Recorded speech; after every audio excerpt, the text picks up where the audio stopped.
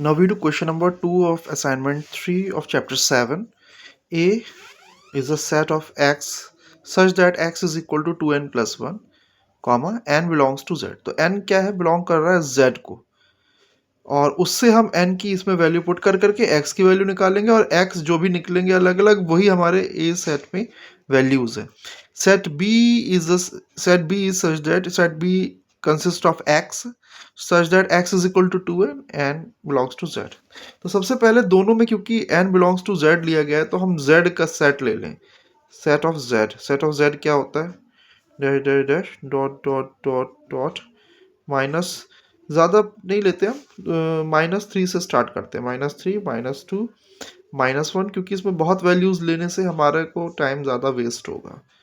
2 3 बस इतनी वैल्यूज़ लेंगे दोनों तरफ. ओके, सो ये हमने वैल्यूज़ लिए, इधर डैश डैश डैश इधर डैश डैश डैश, उसको वैसे ही छोड़ देंगे.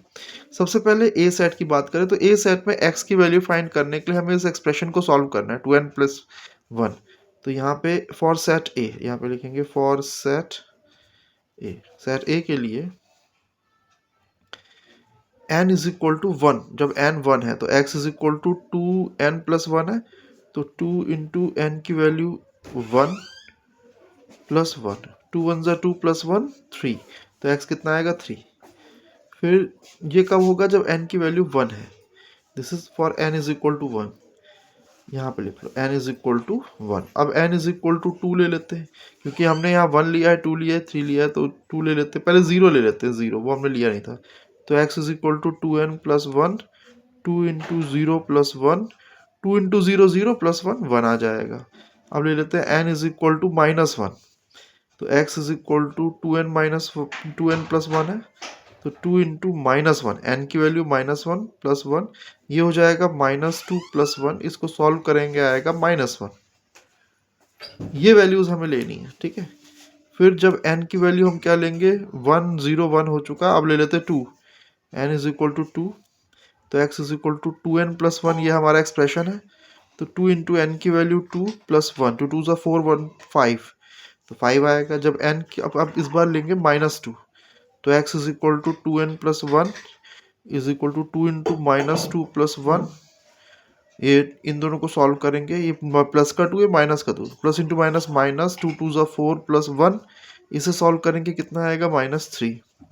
अब ले लेते हैं n इज इक्वल टू 3. जब n इज इक्वल टू 3 लेंगे तो x इज इक्वल टू कितना हो गया, 2n plus 1 is equal to 2 into 3 plus 1, 2 3 ज़ा 6 प्लस 1 7. और n इज इक्वल टू अगर -3 लेंगे तो x is equal to 2n plus 1 is equal to 2 into -3 plus 1, ये -6 plus 1 is equal to -5.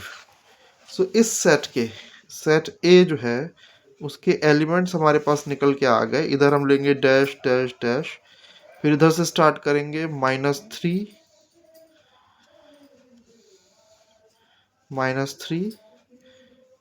And -5, ये निकल के आ गया ना, -5 -3, फिर -1, फिर 0 0 वाले में था 1, फिर 1 वाले में था 3, फिर 2 वाले में 5, फिर 3 n इज इक्वल टू 3 में 7, और उसके बाद फिर डैश डैश डैश डैश. तो ये तो हो गया एलिमेंट्स ऑफ सेट ए. -5 -3 -1 1 3 5 7. इधर अगर हम सॉल्व करते तो -7 भी आ जाता. अब हमें सेट बी निकालना है. सेट बी में अगेन हमें n ये लेनी है वैल्यूज, और हमें क्या फाइंड करना है, 2n. इस बार हमें 2n फाइंड करना है. तो n is equal to 1, x is equal to क्या है 2n. तो पहले इधर से पीछे से शुरू करते हैं, n इज इक्वल टू -3 से शुरू करते हैं. n इज इक्वल टू -3, तो एक्सप्रेशन है 2n, 2 इंटू -3 यानी कि -6. फिर n इज इक्वल टू -2 लेते हैं. हम इधर से स्टार्ट करा हमने, यहाँ से -3 -2 -1 ऐसे करके चल रहा है.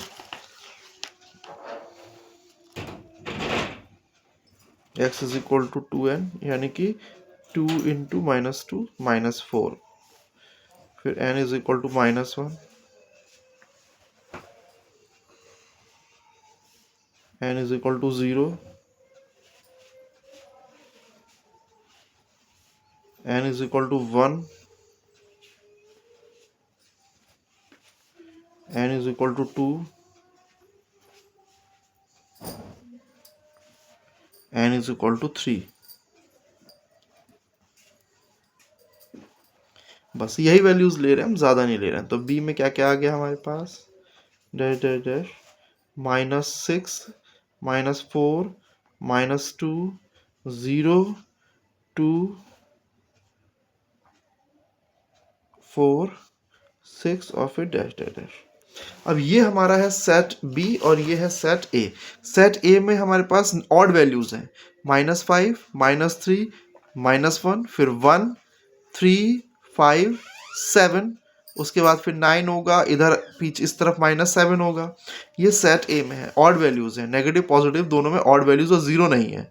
इसमें बी वाले में सभी और पॉजिटिव वैल्यू इवन वैल्यूज हैं, नेगेटिव हो चाहे पॉजिटिव हो, -6, -4, -2 ये सब इवन पॉजिटिव नेगेटिव वैल्यूज हैं। 0, 2, 4, 6 ये पॉजिटिव इवन वैल्यूज हैं, पॉजिटिव इवन वैल्यूज। ठीक, अब हमें क्या फाइंड आउट करना है, we have to calculate A union B करना है। क्या करना है, ए यूनियन बी। तो ए यूनियन बी में अब आपको पता है कि ये नेगेटिव इवन नंबर्स हैं और इधर ये नेगेटिव ऑड नंबर्स है, तो ये मिक्स हो जाएंगे।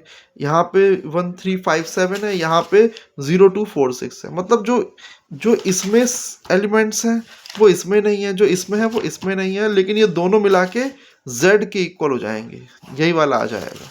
तो लिख देते हैं डैश डैश डैश डैश -6 है, -6 इसमें से है, उसमें -5 है, फिर -4 इसमें से है, उधर -3 है, इधर -2 है, उधर -1 है, फिर इधर 0 है, उधर 1 है, फिर इधर 2 है, उधर 3 है, इधर 4 है, उधर 5 है, इधर 6 है, उधर 7 है, और फिर डैश डैश डैश। ये और ये हमने आपस में क्या कर दिए, यूनियन करके कंबाइन कर दिए। सो ये हमारा निकल के आया।